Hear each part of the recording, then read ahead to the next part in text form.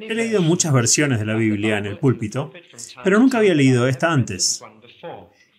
Va a haber cierta dificultad, está en el idioma y la ortografía del inglés antiguo, y todas las S son Fs, y de hecho, la Biblia que tengo en el púlpito esta noche fue impresa en el año 1607. Hemos tenido muchas versiones de la Biblia, aquí que les he leído después de la versión autorizada, pero esta noche voy a intentar leer una versión anterior a la versión autorizada, y es la versión King James que se produjo en 1611. Notarán algunas similitudes y algunas diferencias, pero creo que se alegrarán de que la versión autorizada salió en ese momento y nos permitió leer con más inglés moderno. Quiero leer la carta de Pablo a los Filipenses, porque esta carta fue escrita desde prisión y durante el siglo XVII muchos escritos maravillosos salieron de prisión. El más famoso, por supuesto, fue El progreso del peregrino de John Bunyan, pero aquí hay un cristiano escribiendo desde prisión y escribiendo una carta llena de alegría y amor para otros. Filipenses capítulo 1, y si me quedo atascado, me esperarán. Pablo y Timoteo, los siervos de Jesucristo, a todos los santos en Cristo Jesús que están en Filipos, con los obispos y diáconos. La gracia sea con ustedes y la paz de Dios nuestro Padre y de parte del Señor Jesucristo.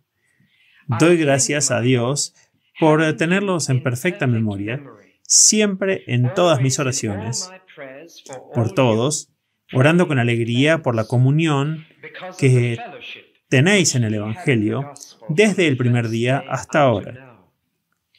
Y de esto mismo estoy persuadido, que el que ha comenzado esta buena obra en vosotros, la realizará hasta el día de Jesucristo. Como me conviene juzgar de todos vosotros, porque os tengo en memoria, que tanto en mis prisiones, como en mi defensa y confirmación del Evangelio, todos ustedes fueron partícipes de mi gracia, porque Dios es mi registro de cuánto los anhelo a todos ustedes desde la misma raíz del corazón en Jesucristo. Y esto pido, que su amor pueda abundar aún más y más en conocimiento y en todo juicio, para que puedan discernir las cosas que diferencian unos de otros, para que seáis puros y sin ofensa hasta el día de Cristo, llenos de los frutos de justicia que son por Jesucristo, para gloria y alabanza de Dios. Quisiera, hermanos, que entendáis que las cosas que me han sucedido a mí están más bien orientadas a la promoción del Evangelio, para que mis bandas, creo que hoy lo llamaríamos cadenas, para que mis bandas en Cristo sean manifiestas en todo el palacio y en todos los demás lugares. De tal manera que muchos de los hermanos en el Señor están atados a través de mis bandas y he hablado francamente de la palabra. Sí, pienso que he hablado más francamente de la palabra. Algunos predican a Cristo incluso a través de envidia y contienda, y algunos también por buena voluntad. Una parte predica a Cristo por contención y no puramente, pensando en agregar más aflicción a mis ataduras. Pero los demás, por amor, sabiendo que estoy puesto para la defensa del Evangelio. Aún así, Cristo es predicado de todas maneras, ya sea bajo pretexto o sinceramente, y yo en ello me alegro y tendré gozo, porque sé que esto se convertirá en mi salvación a través de su oración, y con la ayuda del Espíritu de Jesucristo, mientras busco y espero de todo corazón que de nada me avergüence, sino que con toda confianza, como siempre, Cristo será magnificado en mi cuerpo, ya sea por vida o por muerte. Porque Cristo es para mí, tanto en la vida como en la muerte, una ventaja. Y si vivir en la carne fue provechoso para mí, y que elegir no lo sé, porque estoy en duda con ambos lados, deseando ser libre y estar con Cristo, que es lo mejor de todo. Sin embargo, permanecer en la carne es más necesario para ustedes. Y de esto estoy seguro, de que permaneceré y continuaré con todos ustedes para su progreso y gozo de vuestra fe, para que os regocijéis más abundantemente en Jesucristo por mí al venir a ustedes de nuevo. Solo que vuestra conversación sea como conviene al Evangelio de Cristo, para que, ya sea que vaya a veros o esté ausente, pueda oír de vuestros asuntos que continuáis en un solo espíritu y en un mismo sentir, luchando juntos por la fe del Evangelio. Y en nada temáis a vuestros adversarios, que es para ellos señal de perdición y para vosotros de salvación. Y eso de Dios. Porque a vosotros os es dado por Cristo que no solo debéis creer en Él, pero también sufrir por Él, teniendo la misma lucha que visteis en mí y ahora oís que hay en mí. Así dice la palabra de Dios de esa versión. Una de las traducciones más antiguas del inglés, supongo que basada en gran medida en el trabajo de William Tyndale. Oremos.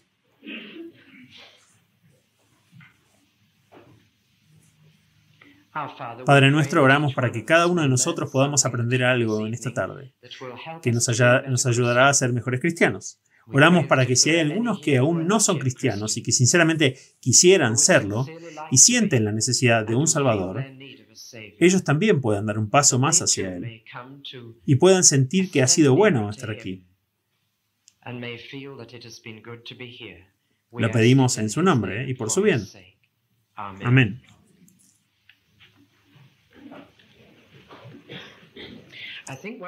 Creo que uno de mis problemas con la historia en la escuela fue el hecho de que un año comenzaba con la figura 16, pertenece al siglo XVII, y estoy seguro de que ustedes también han tenido ese problema.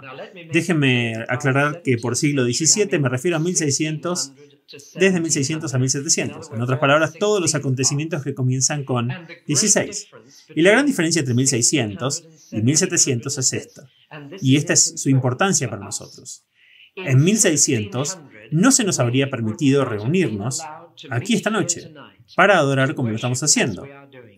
Pero en 1700 sí lo podríamos hacer. Y voy a tratar de mostrarles esta noche cómo ocurrió ese cambio y cómo se produjo la libertad de adoración en nuestro país, para que durante los últimos 2 a 300 años hayamos podido reunirnos así y adorar como sentimos que deberíamos, sin que nadie nos estorbe, nadie nos arrastre a prisión, nadie nos ejecute porque lo hicimos. Y es en este siglo que se libró la batalla y finalmente se ganó. Permítanme ahora comenzar con la situación a principios del siglo. En ese momento había 3 grupos de cristianos profesantes en Inglaterra. Y voy a hablar solamente sobre Inglaterra. Era el lugar más importante en este siglo. Había 3 partidos, si se quiere, de cristianos.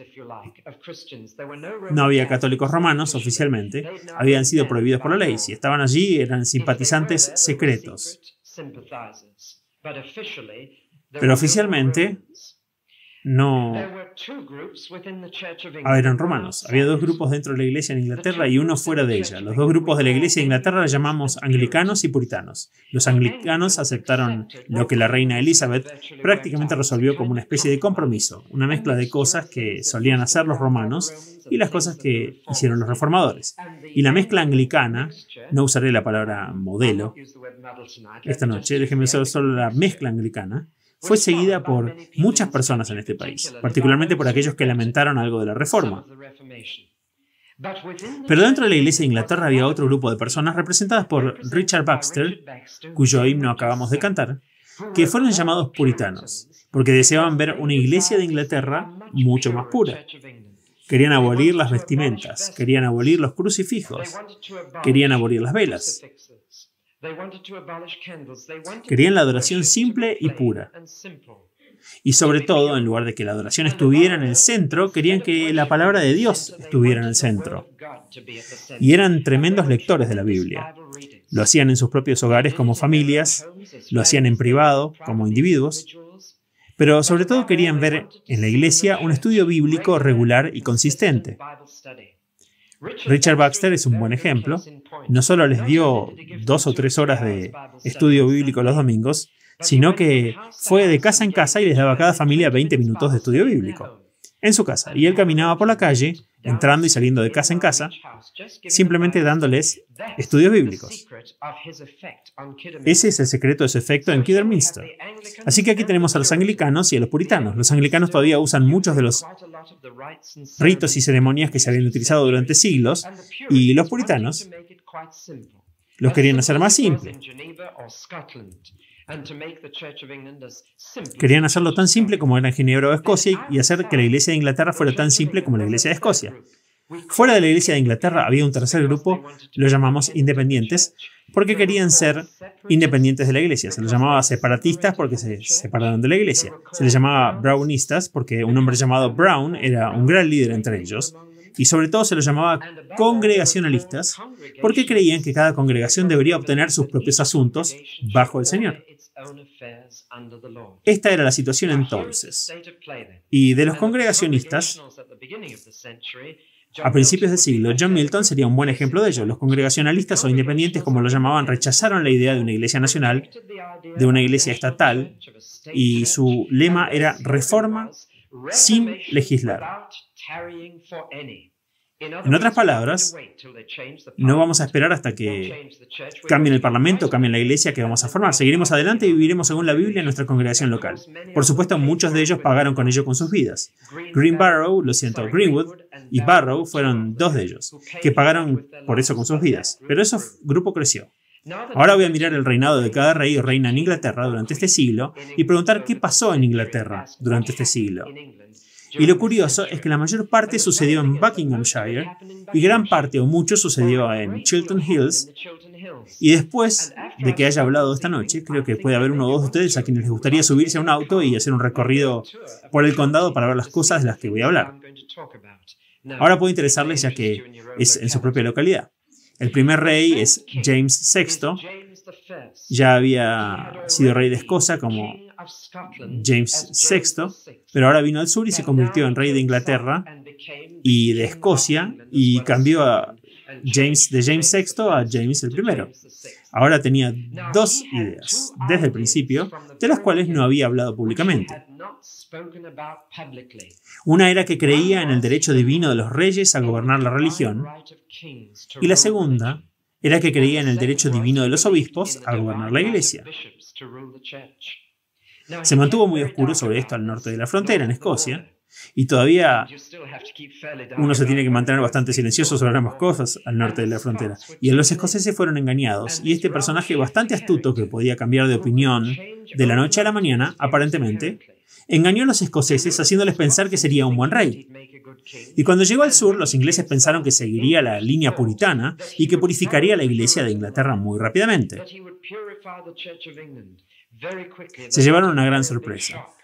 Dijo que los presbiterios estaban tan de acuerdo con la monarquía como Dios con el diablo. Y su consigna para su reinado en Inglaterra fue: no hay obispos, no hay rey. Y entonces comenzó un periodo muy difícil dentro de la iglesia de Inglaterra.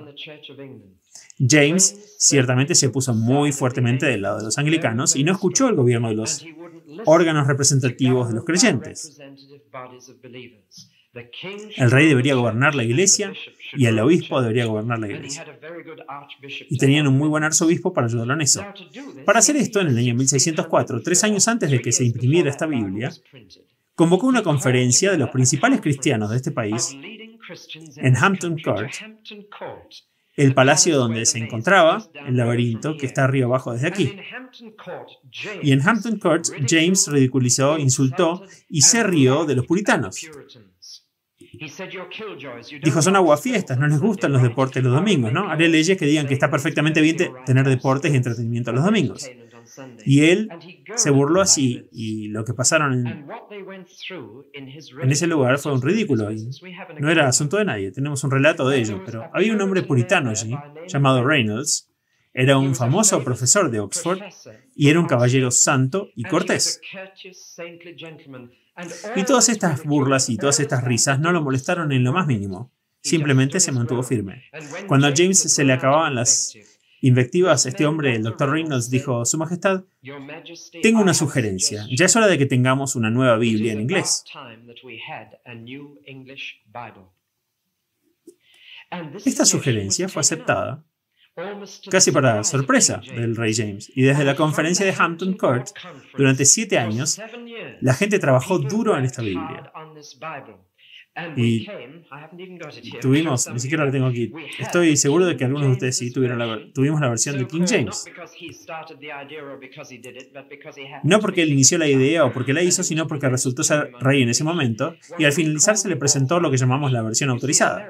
En Estados Unidos le llaman versión King James, porque no saben tanto sobre el King James como nosotros, pero aquí la llamamos autorizada, porque él la autorizó, y la Biblia que ustedes han usado principalmente durante su vida y que se ha usado durante 350 años en este país fue el resultado de uno de los puritanos en la conferencia del Palacio de Hampton Court. Y esa Biblia salió en el año 1611. Ese año fue trascendental para Inglaterra, porque algo más sucedió ese año. Se fundó la primera iglesia bautista en Inglaterra en 1611, el mismo año en que salió la Biblia en versión autorizada. Les diré cómo sucedió eso en un momento. Por desgracia, después de esa conferencia, el rey James emitió una proclamación real de conformidad y dijo que cada clérigo debe aceptar a los obispos, debe haber una conformidad completa, una uniformidad completa en toda la iglesia, y 1.500 vicarios se negaron a afirmarla. 300 de ellos fueron encarcelados inmediatamente y otros sufrieron. Fue la primera ruptura en la iglesia inglesa. Y en ese momento regresaron a la iglesia de Inglaterra vestimentas, derechos, ritos y ceremonias que no se habían visto desde el comienzo de la Reforma. Se han quedado desde entonces. El resultado fue que los puritanos huyeron a Irlanda, algunos de ellos huyeron al oeste, y la iglesia de Irlanda siempre ha estado más cerca de la Reforma que la iglesia de Inglaterra como resultado de esto. El arzobispo de Irlanda, en ese momento, era un hombre llamado Ussher, y él era un gran hombre para calcular fechas. Y si tienen una versión autorizada que tiene el principio de Génesis 1, el año 4004 a.C., Dios nunca escribió eso en la Biblia. Estás viendo algo que el arzobispo Ussher escribió en la Biblia. Y aquí fue donde se descubrió que Adán nació alrededor de las 9 del 21 de octubre del 4004 a.C. Un erudito inglés dijo que este hombre, siendo un erudito cuidadoso, no se comprometería más plenamente que eso. Bueno, ahora que el arzobispo Ussher era un gran arzobispo y los puritanos, los clérigos, tendían a mudarse a Irlanda al oeste, pero los miembros laicos de la iglesia, que estaban preocupados por James y que no podían adorar como sentían que debían, huyeron al este y se fueron a Holanda. Fueron a los Países Bajos. Y muchos de los independientes o congregacionales huyeron a los Países Bajos. La otra mañana, en las transmisiones de escuela, escuché una transmisión en la radio. Es la primera transmisión de escuela que escuché en mucho tiempo, pero fue fascinante.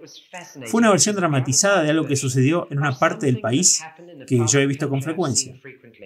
Si suben por la A1, verán a la derecha, en la parte norte de Nottinghamshire, un pueblo llamado Scrooby, y allí, bajo un pastor fiel llamado John Robinson, un grupo de independientes se reunieron y formaron su propia congregación.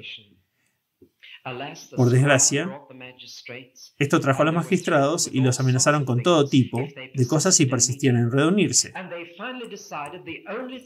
Y finalmente decidieron que lo único que podían hacer era conseguir un barco e ir a los Países Bajos, a Holanda, a Ámsterdam, en cualquier lugar de los alrededores donde pudieran tener la libertad de adorar.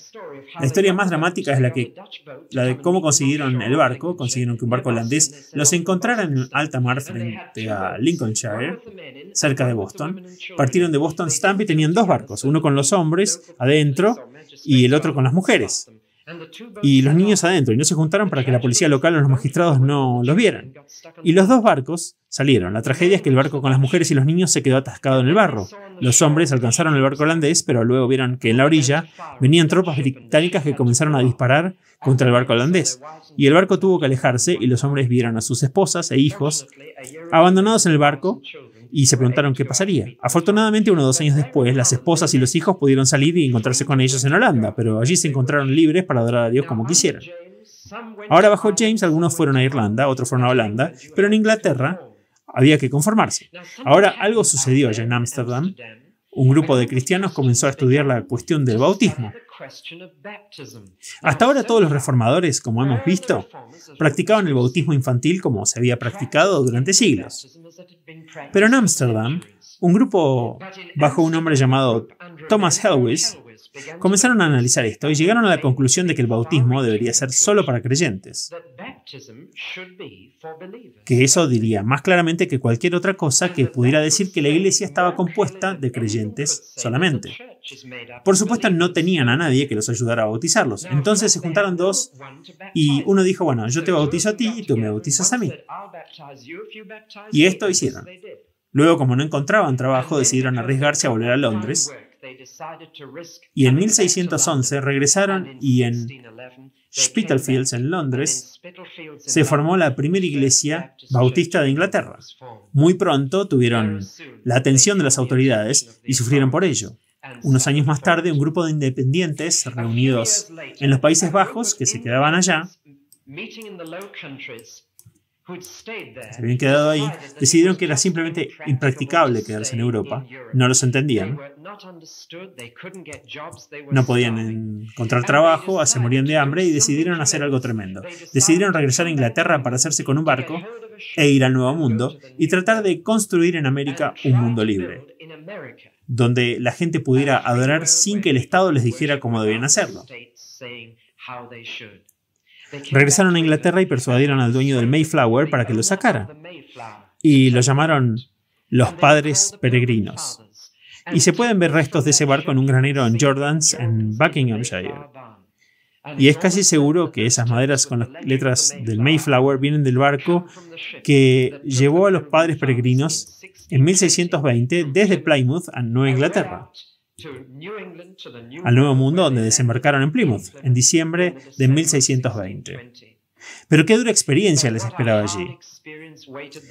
En el primer invierno, el 50% de ellos murieron por falta de comida, frío, falta de ayuda médica, pero se quedaron y a pesar de que tuvieron batalla con áreas anglicanas establecidas en los Estados Unidos, los Padres Peregrinos comenzaron algo que significa que hoy Estados Unidos está completamente libre de cualquier relación con la Iglesia estatal y donde cualquiera puede adorar como se siente que debe. Esta es una de las razones por las que la mayoría de las sectas inusuales parecen comenzar en Estados Unidos. Eran libres de comenzar allí.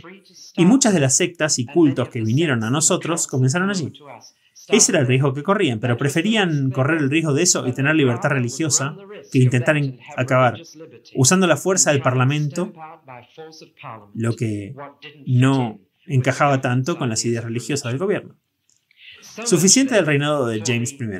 Él fue seguido por Carlos I, quien por desgracia era peor que James I, y me temo que creyendo en este derecho divino de reyes y obispos fue mucho más lejos.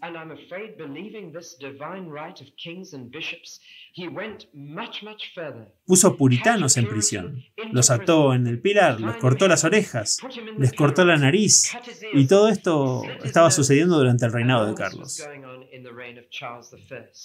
El arzobispo de Canterbury, en ese momento, ayudó a Carlos a retrasar el reloj.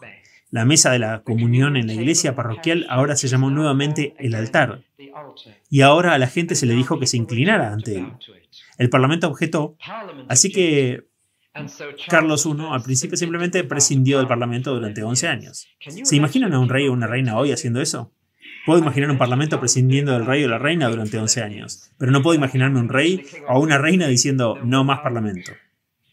15.000 londinenses marcharon hacia el palacio y se presentaron al rey Carlos la petición de raíz y rama. Si alguna vez han oído hablar de la frase raíz y rama, de aquí viene. Y querían que se erradicara toda la superstición sacada de raíz y las ramas. Carlos I se negó a escuchar y en muy poco tiempo Inglaterra fue a la guerra civil. Estalló en 1642.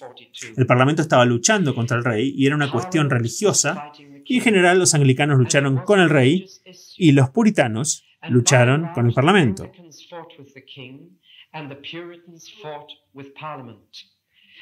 En general el norte y el oeste estaban en manos del rey y el sur y el este estaban en manos del Parlamento. Y es por eso que, si estudian hoy la distribución de iglesias libres, encontrarán que sigue este patrón. La frontera estaba entre Aylesbury y Oxford, y uno de los más grandes luchadores por el Parlamento era un hombre llamado John Hampton. Y no muy lejos de esta iglesia está Hampton Road, y uno de mis hijos está en la casa Hampton, en la escuela local. Y si vas a Aylesbury, en la plaza hay una estatua de John Hampton, cuya casa estaba cerca de Stoke Mandeville. Por desgracia, ese líder fue asesinado muy temprano en la guerra y el Parlamento comenzó a perder la batalla. Estaban esperando un líder y ese líder apareció. Oliver Cromwell. Y Oliver Cromwell los armó en un nuevo ejército modelo bajo el famoso eslogan "Confía en Dios y mantén tu pólvora seca". Él puso nueva moral en las tropas que luchaban por la libertad religiosa en esta tierra. Se reunieron en Westminster en ese momento, durante la Guerra Civil, y un grupo de clérigos y eruditos de Oxford y Cambridge para tratar de encontrar algún tipo de patrón de vida eclesial que fuera aceptable para todos. Se llamó la Asamblea de Teólogos de Westminster y hubo algunos escoceses invitados que parecen haber influido en ellos terriblemente, como suelen hacer los escoceses, y produjeron un credo de sus creencias llamado la Confesión de Fe de Westminster. Y hasta el día de hoy esta es la confesión de fe no solo para los escoceses, sino para la mayoría de los presbiterianos en el mundo. Estoy seguro de que podrían citar una cosa. ¿Cuál es el fin principal del hombre? El fin principal del hombre es glorificar a Dios y disfrutarlo para siempre. ¿Han escuchado esas palabras? Se decidieron en Westminster durante la Guerra Civil, pero no fueron aceptadas en general. Los escoceses lo aceptaron, pero los ingleses nunca lo hicieron. Carlos I todavía estaba presente, pero finalmente lo llevaron a Londres para ser decapitado. Lo retuvieron durante unas semanas o días en la casa solariega de Stoke Poges, y si alguna vez tienen la oportunidad, vayan a Stoke Poges y entren en la casa de verano, y encima de la chimenea, pintado en la pared de yeso, está el escudo de armas real de Carlos I, que para pasar las horas y no pensar en su ejecución, pintó su escudo de armas en el yeso. Lo he cubierto con una lámina de vidrio y pueden verlo ahora, pero pueden ir a la casa principal de Stoke Poges y ver el escudo de Carlos I antes de ser decapitado en Whitehall en el año 1649. Entre los soldados que lucharon con Oliver Cromwell había un joven que bebía mucho, luchaba mucho y maldecía, que nació en un pequeño pueblo llamado Elstow, justo a este lado de Bedford, justo al lado de la M1, y su nombre era John Bunyan. Más sobre él en un momento. Después de la Guerra Civil, los presbiterianos obtuvieron el control de la Iglesia de Inglaterra y trataron de convertir a todos en presbiterianos. ¿No es gracioso? Cuando los anglicanos tienen el control, todos deben ser anglicanos. Cuando los presbiterianos lo tienen, todos deben ser presbiterianos, lo que provocó que alguien dijera que el nuevo presbiteriano no era más que un viejo sacerdote con otras ropas. En otras palabras, acabamos de cambiar una tiranía por otra. Así que llegamos finalmente a Carlos II, un hombre del que difícilmente se podrían decir cosas demasiado malas. Un hombre sin principios, que fue aceptado primero por los escoceses y lo coronaron en Scone, la piedra de Scone, o bollo, como quieran. Sí. Lo coronaron allí pensando que pelearía con los escoceses, y el Parlamento de Inglaterra por el presbiterianismo, por una iglesia puritana más pura. Al final los escoceses se arrepintieron de su idea muy rápidamente, y no puedo entrar en la historia de los Covenanters. Basta decir que 17.000 Covenanters escoceses se reunieron en secreto en las tierras altas para adorar a Dios como sentían que debían, y sufrieron bajo Carlos II. Pero regresemos a Inglaterra. Carlos II era un simpatizante secreto de la Iglesia Católica Romana, y su ambición era traerlos de regreso con intrigas. Hizo un tratado secreto con Luis XIV de Francia para retroceder el reloj 200 años hasta los días anteriores a la Reforma. ¿Cómo lo hizo? En 1661 impuso una serie de leyes del Parlamento para retroceder el reloj. 1662 fue el peor año. La ley se llamó el Acto de Uniformidad.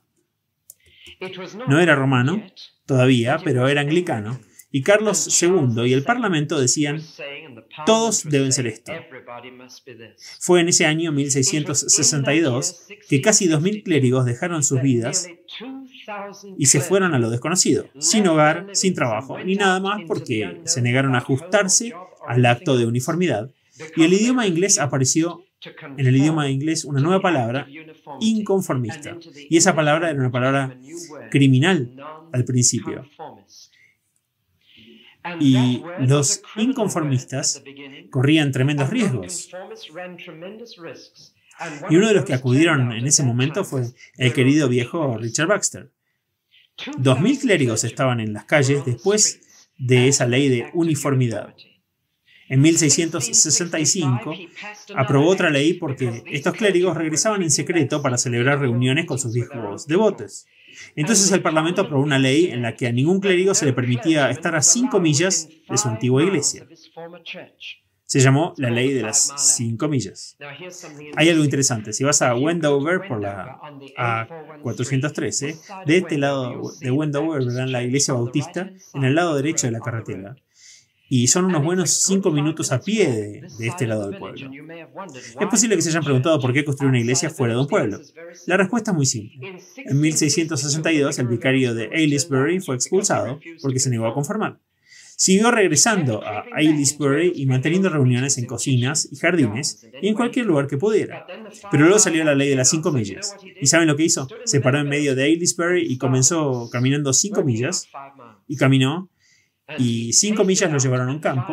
Y comenzaron a reunirse en el campo. Y la gente caminaba 5 millas desde Aylesbury.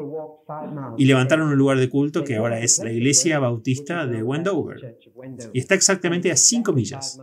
Así que cuando llegan a la iglesia bautista en Wendover, saben que les quedan 5 millas más para recorrer si están viviendo o visitando la cárcel de Aylesbury. En 1673 surgió la notoria ley de prueba, y el resultado fue que el Parlamento decía que no debía haber católicos romanos ni inconformistas en Inglaterra. Todo el mundo debía adorar de esta manera. Esto causó mucho sufrimiento por motivos de conciencia. Y fue durante este periodo que John Bunyan, ahora un hombre grande, ahora un hombre convertido, se convirtió al escuchar algunos chismes de algunas amas de casa en un patio trasero. Todas ustedes, amas de casa, si chismorrean en un patio trasero, tengan en cuenta que podrían recibir un John Bunyan si están chismorreando sobre las cosas correctas. Porque este joven bebedor y luchador escuchó a algunas amas de casa hablar sobre Jesús en un patio trasero. Y nunca escuchó algo más dulce y lo convenció de su pecado. Se convirtió, como ustedes saben, en predicador en Bedford y fue bautizado como creyente y predicó el evangelio donde quiera que pudo. John Bunyan fue encarcelado durante el reinado de Carlos II. 12 años estuvo en prisión, solamente con una pausa en el medio, separado de su esposa ciega y sus hijos, sufriendo privaciones, pero un día en la cárcel tuvo un sueño. Soñó que veía a un hombre con una carga en la espalda y un hombre que quería deshacerse de esa carga. Y comenzó a escribir el sueño, y ese sueño es el progreso del peregrino. Espero que hayan leído el libro de principio a fin en la versión de adultos, y no en la versión para niños. La versión para adultos les cuenta no solo lo que le pasó a Peregrino, sino lo que pensó y lo que dijo. Y espero también que algún día lean otro libro importante de John Bunyan, Gracia Abundante. El título completo es Gracia abundando para el jefe de los pecadores. Describe su conversión y cómo se convirtió en el predicador que era. Y supongo que El progreso del peregrino de John Bunyan es el libro cristiano más conocido después de la Biblia. Nunca mencionó la iglesia en él, nunca mencionó los sacramentos, y por lo tanto fue aceptado por los cristianos de todas las iglesias. Y hasta esta misma fecha tenía uno de los mayores atractivos en el mundo cristiano de cualquier libro jamás escrito. Él murió en 1688 y fue enterrado en los campos de Bunhill, que visité el otro día. Obispo Bunyan lo llamaban al final de su vida, pero lo único que no quería hacer era obispo. Pero mientras viajaba y la gente acudía a él en busca de ayuda, le decían: tienes tanto derecho a ser llamado obispo como aquellos, así que te llamaremos así. Así que era obispo Bunyan. Hubo otro hombre que sufrió durante este tiempo. un tipo de carácter muy diferente, un hombre llamado George Fox. Y George Fox tuvo una experiencia religiosa muy profunda en el año 1646. Había algo muy bueno en esa experiencia y había algo no tan bueno. George Fox descubrió, o más bien redescubrió, el poder del Espíritu Santo para guiar a toda la verdad. Llamó a esa experiencia la luz interior. Y dijo que no sirve de nada tener las Sagradas Escrituras contigo o incluso en tu cabeza. Necesitas el Espíritu Santo dentro de ti también. Ahora, eso era algo que necesitaba ser redescubierto y necesitaba ser dicho. Puedes tener las Sagradas Escrituras de memoria, pero sin el Espíritu Santo está muerto. Y George Fox redescubrió el Espíritu Santo. Y después de haber redescubierto algo nuevo, algo bueno, entonces fue y dijo algo no tan bueno.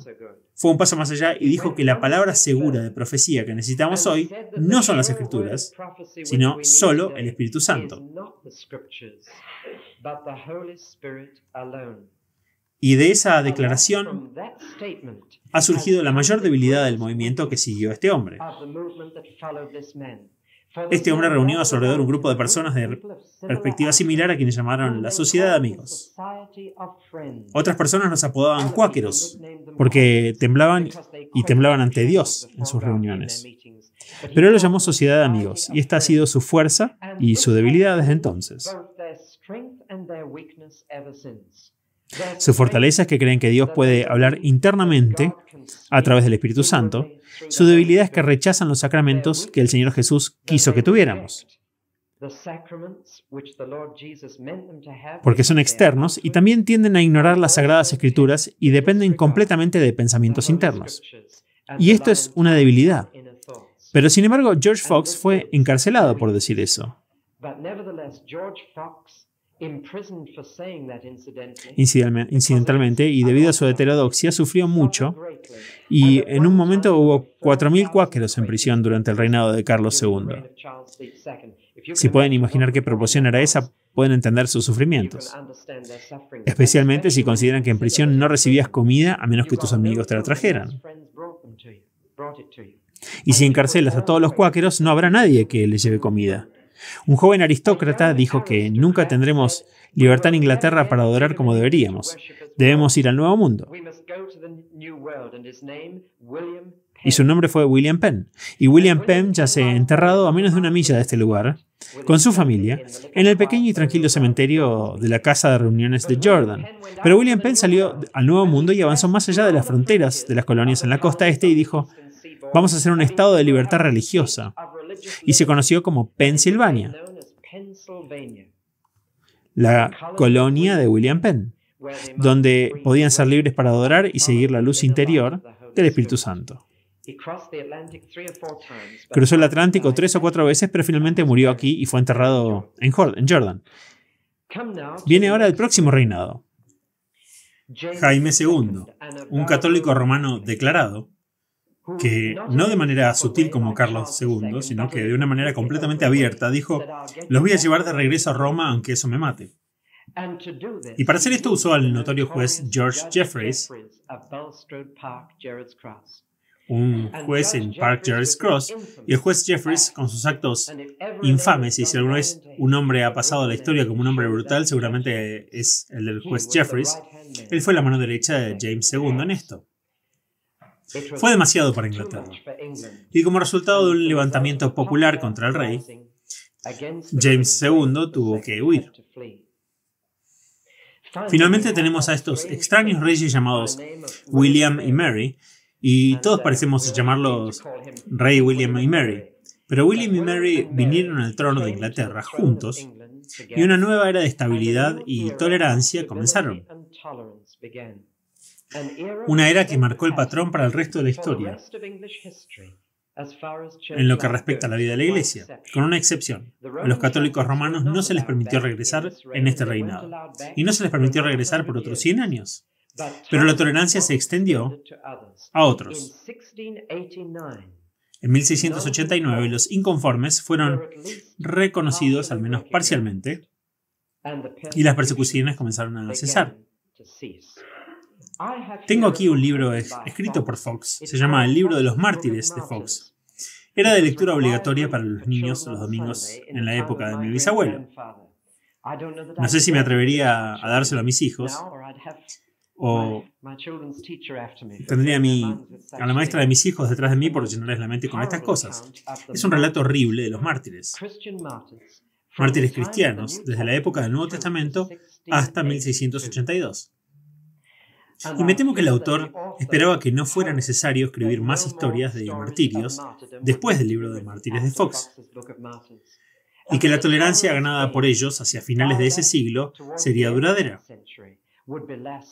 En cierto sentido, no ha habido más mártires en Inglaterra, pero en todo el mundo no ha habido un periodo de 10 años desde que Jesús murió en la cruz en el que los cristianos no hayan muerto por la fe.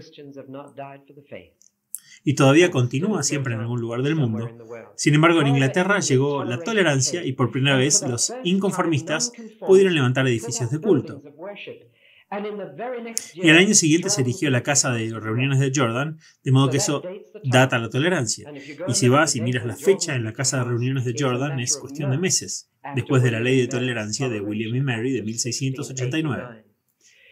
Solo unos años más tarde comenzó la iglesia bautista de Old Town y los inconformes tenían 1000 lugares de culto a finales de siglo. Así que ahora tenemos la posición. El anglicanismo sigue siendo la religión establecida. Los puritanos han abandonado en gran medida la iglesia anglicana, o se han ido a Irlanda o Estados Unidos, o se han vuelto independentistas, o se han convertido en bautistas, y se han vuelto inconformistas. En 1662, 2000 anglicanos más salen y se unen a los inconformistas. A finales del siglo hay capillas y casas de reuniones inconformistas en todas partes en el sureste de Inglaterra y extendiéndose hacia el norte y el oeste. Esa es la posición. Pero dentro de la iglesia anglicana hay 3 partidos. Así como les di el estado de cosas en 1600, permítame darles el estado de cosas en 1700. Ahora hay 3 partidos en la iglesia de Inglaterra que se han mantenido hasta el día de hoy. Y ahí están ahí, los altos, los amplios y los bajos, y están ahí a finales del siglo XVII. El partido alto son aquellos que todavía anhelan las prácticas romanas en el culto. El partido bajo pertenece realmente a unos pocos puritanos que lograron quedarse de alguna manera y que tenían un culto muy simple y sin adornos, sin vestiduras, sin altar, solo una mesa y que adoraban de manera muy parecida a la iglesia de Escocia. Y tenían muchas dudas sobre tener obispos. El partido amplio es con el que les quiero dejar pensando, porque es el comienzo de la historia del siglo XVIII. ¿Puedo hacer esta pregunta? ¿Qué pensó Dios sobre todo esto? ¿Qué pensó el diablo sobre todo esto? Tengo la sensación de que el diablo se estaba riendo de los cristianos que se mataban el uno al otro. Tengo la sensación de que estaba emocionado, de que físicamente se estuvieran destruyendo el uno a otro. Pero cuando llegó la ley de tolerancia y se permitieron adorar libremente, el diablo tuvo que inventar una nueva táctica e ideó una de las más diabólicas. En lugar de destruir físicamente a los cristianos, se le ocurriría algo que los destruiría mentalmente. Y durante el siglo XVII se habían producido algunas ideas muy extrañas en el continente en nombre de cristianismo. En el país de Suecia había un científico llamado Swedenborg, y Swedenborg estaba produciendo algunas ideas increíbles y la llamaba cristianismo. Fundó la iglesia de la Nueva Jerusalén. Es posible que no la hayan encontrado con ese nombre. Encontré yo algunos en Lancashire. En el continente estaba un hombre llamado Circinio, y Circinio en Italia decía este tipo de cosas. La Biblia no es la palabra de Dios. Es útil, pero no es solamente la palabra de Dios. Y Jesús no era el Hijo de Dios, simplemente era un gran hombre de Dios. Y debemos imitar su ejemplo. Y Jesús no murió por nuestros pecados, murió para darnos un ejemplo de amor. Esto decía. Y estas ideas llegaban a través del Canal de la Mancha. Había otras ideas de un hombre llamado Arminio, en Holanda, que se oponía a las enseñanzas de Calvino, y desde entonces tuvimos el calvinismo y el arminianismo. El calvinismo enfatizaba la soberanía y la voluntad, y el arminianismo enfatiza el libre albedrío de los hombres. Y casi sufrieron explosiones mentales por esta diferencia. En la iglesia de Inglaterra, desde el continente, estaban llegando un grupo de personas que realmente sentían que mientras uno viniera a la iglesia y adorara, no importaba si mantenía las viejas creencias. Hasta finales del siglo XVII, todas las personas que no estaban de acuerdo sobre el orden de la iglesia, los obispos, el bautismo, todos estaban de acuerdo sobre las creencias cristianas y lo que era el evangelio. Pero ahora llegaron a la iglesia de Inglaterra desde el continente un partido que creía que se podía hacer mucho más latitudinario en la doctrina. En otras palabras, que se podía ser más amplio en tu pensamiento que el evangelio anticuado. Y esto casi llegó a matar espiritualmente a la iglesia de Inglaterra para la década de 1730. Espiritualmente fue robar a la iglesia su poder y herencia, y esa es la historia que quiero retomar la próxima vez. Les cuento esta historia no porque quiera darles una lección de historia. Se las conté porque quiero que se den cuenta de que si vivíamos en 1700, ustedes y yo no podríamos habernos reunido aquí esta noche. No éramos libres de hacer eso. Así que tendrían que conformarse, tendríamos que cumplir con la orden del servicio establecido por ley del Parlamento. Tendríamos que cumplir con un gobierno rígido de la Iglesia, establecido por una ley del Parlamento. Y no habría libertad para que nos reuniéramos como lo hacemos una vez al mes en una reunión de la Iglesia para decidir qué quiere el Señor que hagamos. Ahora esta libertad es nuestra ahora. Alabado sea el Señor por eso. Gracias al Señor hubo quienes vieron que el Nuevo Testamento exigía una iglesia libre, en un estado libre, y que la religión era una cuestión de conciencia.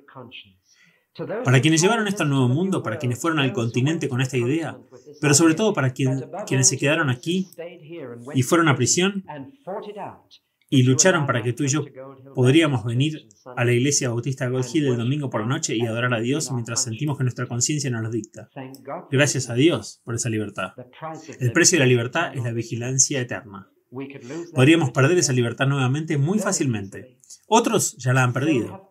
Y no solo necesitamos mirar hacia atrás en el pasado, sino para alabar a Dios que en el futuro puede mantenernos donde debemos estar. También les he contado esta historia para decirles que a pesar de todas estas batallas, a pesar de todas estas dificultades, la Iglesia de Dios continúa y en cada generación el Espíritu Santo convierte hombres y mujeres y los convierte en ardientes predicadores del Evangelio. Y los envía y aún a pesar de todo esto, la Iglesia seguía ahí. Los cristianos todavía estaban ahí. El Evangelio todavía estaba ahí. La Biblia todavía estaba ahí. Porque Jesús dijo, construiré mi iglesia y las puertas del infierno no prevalecerán contra ella. Oremos.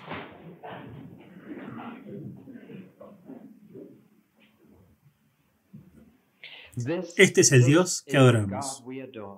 Nuestro amigo fiel e inmutable, cuyo amor es tan grande como su poder. Y ninguno sabe su medida ni su fin. Es Jesús el primero y el último, cuyo guía espiritual nos guía a salvo a casa. Lo alabaremos por todo lo que pasó y confiamos en Él por todo lo que está por venir. Amén.